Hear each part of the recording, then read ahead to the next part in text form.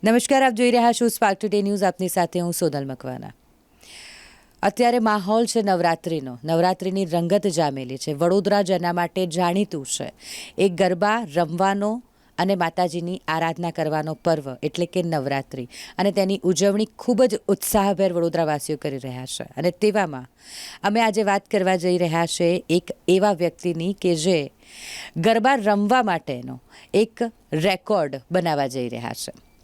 આ વિશે આપણે વિસ્તૃતમાં વાત કરીશું મનીષા સૈની સાથે, જેઓ પોતે પ્રોફેશનલી એક કોરિયોગ્રાફર છે. આજે આપણા સ્ટુડિયોમાં આવ્યા છે. પોતે કયો રેકોર્ડ બનાવવા જઈ રહ્યા છે, ગરબા પ્રત્યેનો શું પ્રેમ છે, કોરિયોગ્રાફી કરવામાં કેટલી મજા આવે છે, આ બધી જ વાતચીત આજે આપણે એમની સાથે કરીશું. સૌપ્રથમ તો મનીષા, ખૂબ ખૂબ સ્વાગત છે આપનું સ્પાર્ક ટુડે ન્યૂઝમાં. એક રેકોર્ડ બનાવવા તમે જઈ રહ્યા છો. હાલ ગરબાનો માહોલ છે અને તમે કોરિયોગ્રાફર છો. ગરબા રમવાની મજા આમ તો બધાને જ આવે. ગરબા એટલે આમ કહી શકાય કે તમામ લોકો માટે, ગુજરાતીઓ માટે ખાસ દિલની ધડકન કહી શકીએ આપણે કે ગરબા એટલે તમે ગમે એટલા ગરબા રમો, કોઈને થાક ન લાગે. યુવતીઓ તો આપણે સમજ્યા કે એ લોકોને તો ગરબાનો શોખ હોય છે, પરંતુ યુવકોમાં પણ ખૂબ જ ઉત્સાહ હોય છે નવરાત્રિના પર્વનો. તમે એક કોરિયોગ્રાફર છો, નૃત્ય વિશે બધું જ જાણો છો. ગરબા આ શબ્દ સાથે શું વિચાર આવે સૌથી પહેલાં? ગરબા મારા માટે માની આરાધના એમ કહી શકાય. કારણ કે ગરબા હું ઘણી નાની હતી ત્યારની જ રમું છું, અને જ્યારે પણ હું રમતી હોઉં તો મને એમ થાય કે માની આરાધના કરવી અને માને જોડે રમવું એ મારા માટે બહુ જ ઇમ્પોર્ટન્ટ વસ્તુ કહેવાય. અને જ્યારે પણ હું ગરબા વર્ડ સાંભળું તો મને રમવા સાથે એવું થાય કે મા મારા સાથે રમે, અને એ જ વસ્તુને લઈને આજે મેં અટેમ્પ્ટ કરી રહી છું. એને લઈને જ છે. જી, આપણે એના પર પણ વાત કરીશું. ગરબાની ઉજવણી વડોદરામાં વિશેષ પ્રકારે થાય છે. ખાસ આયોજન વડોદરામાં એટલા માટે કહી શકાય ને, એટલા માટે આપણા ગરબા પ્રખ્યાત છે કે આપણે પરંપરાને સાચવી રાખી અને ગરબા કરતા હોય છે. આજે ગરબા વિશે આપણે વાત કરવી છે, પરંતુ વાત કરવાની છે મનીષા સૈનીની, જેઓ એક રેકોર્ડ બનાવવા જઈ રહ્યા છે. આ રેકોર્ડ એટલે કે એશિયા બુક ઓફ રેકોર્ડમાં તેઓ નામ દર્જ કરાવવા જઈ રહ્યા છે. 24 કલાક સતત ગરબા રમવા માટેનો રેકોર્ડ. આમ તો એવું કહી શકાય મનીષા કે ગરબા રમવાથી કોઈને થાક લાગતો જ નથી, પરંતુ 24 કલાક એટલે એ અઘરું છે. કઈ રીતે વિચાર આવ્યો કે 24 કલાક કન્ટિન્યુઅસ ગરબા રમીને આ રેકોર્ડ બનાવો છો? બસ આ જ કે જ્યારે પણ હું વિચારતી હતી તો એ જ વિચારતી હતી કે માની આરાધના, પણ આટલું મોટું 24 કલાક માટેનું અટેમ્પ્ટ એ માની આરાધના સાથે જ થઈ શકે. મનુષ્ય માટે પોસિબલ નથી. બટ હા, મારું એક બીજું પ્રિપેરેશન ચાલી રહ્યું છે, જે ગિનીઝ વર્લ્ડ રેકોર્ડ માટે ચાલી રહ્યું છે, જે છે 135 hours માટે, જેના અંદર હું ભગવદ્ ગીતા એક્સપ્લેન કરવાની છું. ગરબા થકી કે ડાન્સ થકી, કથક થકી. સો એ તો મારી પ્રિપેરેશન લાસ્ટ 1 yearથી ચાલે જ છે. પણ એના સાથે સાથે મને એક લાસ્ટ 6 મહિના પહેલાં મને એક વિચાર આવ્યો કે જ્યારે આપણી સંસ્કૃતિ છે ગરબા, અને હું નાનપણથી જ બહુ વધારે લાગણીશીલ રહી છું ગરબાને, તો કેમ ના હું આ અટેમ્પ્ટ કરું જેના અંદર માની આરાધના ચોક્કસ વધારે હોય અને હું કરી શકું એમની આરાધના. આ રેકોર્ડ તમે બનાવવા જઈ રહ્યા છો આગામી 6 તારીખે, આઈ થિંક. જી 6 તારીખે મનીષા આ રેકોર્ડ બનાવવા જઈ રહ્યા છે કે 24 કલાક સતત ગરબા રમીને એશિયા બુક ઓફ રેકોર્ડમાં પોતાનું નામ દર્જ કરાવશે. વડોદરા શહેર સહિત આપણા દેશનું પણ નામ રોશન કરશે. આ વિચાર તો તમને આવ્યો એટલે કે માતાજીની આરાધનાનો પર્વ, તમે કોરિયોગ્રાફર છો, નૃત્ય પ્રત્યેનો પ્રેમ, ગરબા એ આપણી આગવી ઓળખ છે. તૈયારી કેવી ચાલી રહી છે હવે આ 6 તારીખને લઈને? તૈયારી મારી બહુ ઘણા ટાઈમ પહેલાંથી જ ચાલી રહી છે, પણ એના પહેલાં બી અમે એક પ્રી અટેમ્પ્ટ જેને કહેવાય, જી, કે જેનાથી અમને થોડું ખબર પડે કે શું શું પ્રિપેરેશન હજુ આપણે કરવાની બાકી છે. તો એ પ્રિપેરેશન બહુ જ સરસ ચાલી રહી છે. જી. અને અમારું જે બીજું ટ્રેનિંગ છે આના લગતે, એ પણ બધું ખૂબ જ સરસ ચાલી રહ્યું છે, અને અમે લોકો રેડી છે હવે 6 ડેટ માટે. જી. એશિયા બુક ઓફ રેકોર્ડમાં તમે જ્યારે આ ઇતિહાસ બનાવવા જઈ રહ્યા છો કે પોતાનું નામ તેમાં એડ કરાવશો, તો એ સફર માટે કંઈક ચેલેન્જીસ કંઈ લાગી રહ્યું છે?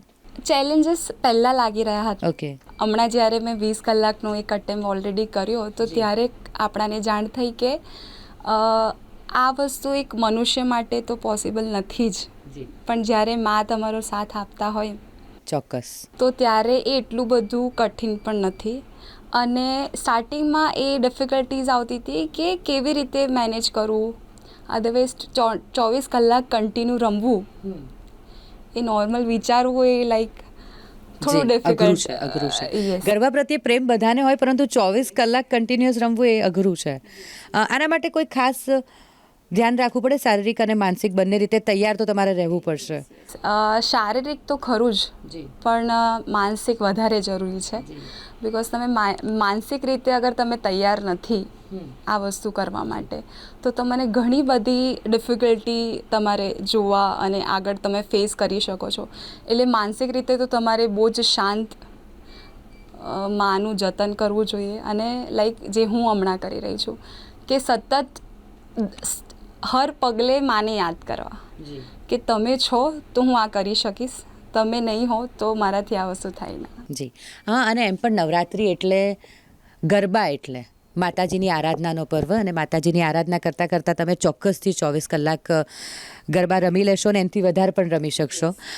અત્યારે આપણે વાત કરી રહ્યા છીએ આ રેકોર્ડને લઈને, અને તેમાં ખાસ અલગ અલગ જ્યારે રેકોર્ડ થઈ રહ્યા હોય તો એક એવું હોય કે યુવાનોને એક ખાસ સંદેશો આપણે આપવા માંગીએ છીએ. તો તમારો એવો કોઈ વિચાર છે કે કોઈ ખાસ સંદેશા સાથે, કોઈ ખાસ થીમ સાથે તમે આ વર્લ્ડ રેકોર્ડ બનાવવા જઈ રહ્યા છો? જ્યારે હું આ વસ્તુ વિચારી હતી ગરબા 24 કલાક માટે, તો એક મારા ધ્યાનમાં એક વસ્તુ બહુ હતી જે હમણાં પણ હું ઘણી વખત વિચારું છું કે જે અમારા યુવા હમણાંના છે, તો એ ઘણા મનોરંજનને વધારે ધ્યાનમાં રાખી રહ્યા છે ગરબા પ્રત્યેનું, કે ગ્રાઉન્ડ કેવું છે, અધરવાઇઝ મેનેજમેન્ટ કેવું છે.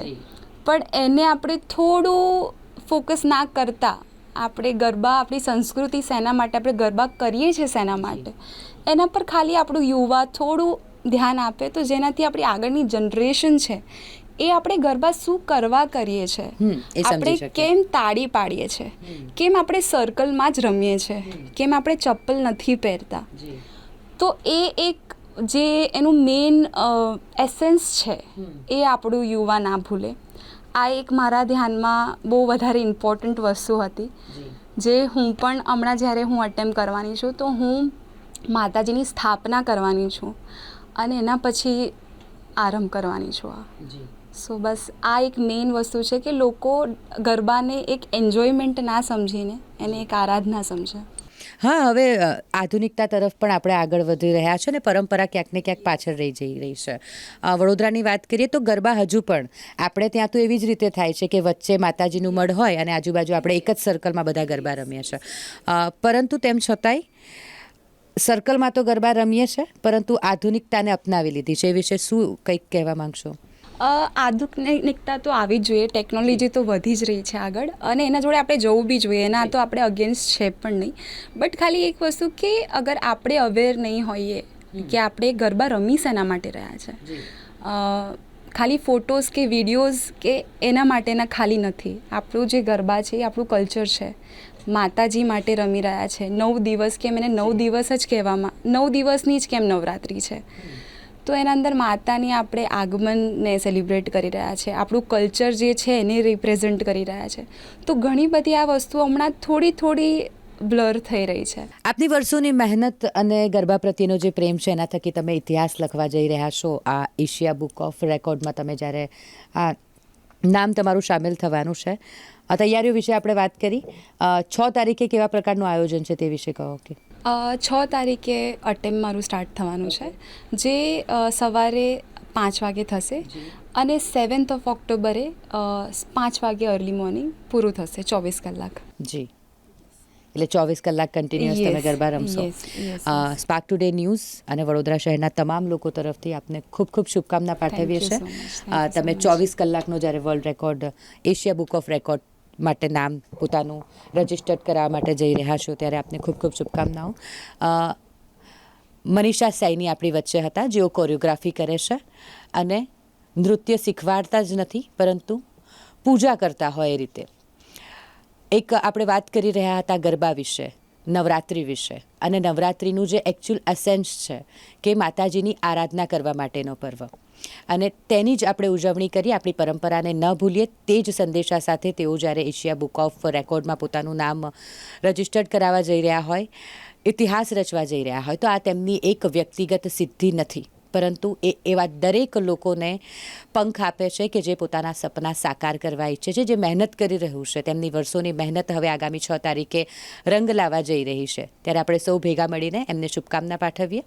આ જ રીતે સ્પાર્ક ટુડે ન્યૂઝ સાથે જોડાયેલા રહો. આવી રીતે અલગ અલગ વ્યક્તિઓની, અલગ અલગ મહાનુભાવોની જે કહાની છે, જે તેમની સંઘર્ષ છે, તે આપ સુધી અમે પહોંચાડતા રહીશું. કેમેરા પર્સન નિસર્ગ સાથે હું Sonal Makwana, spark today news.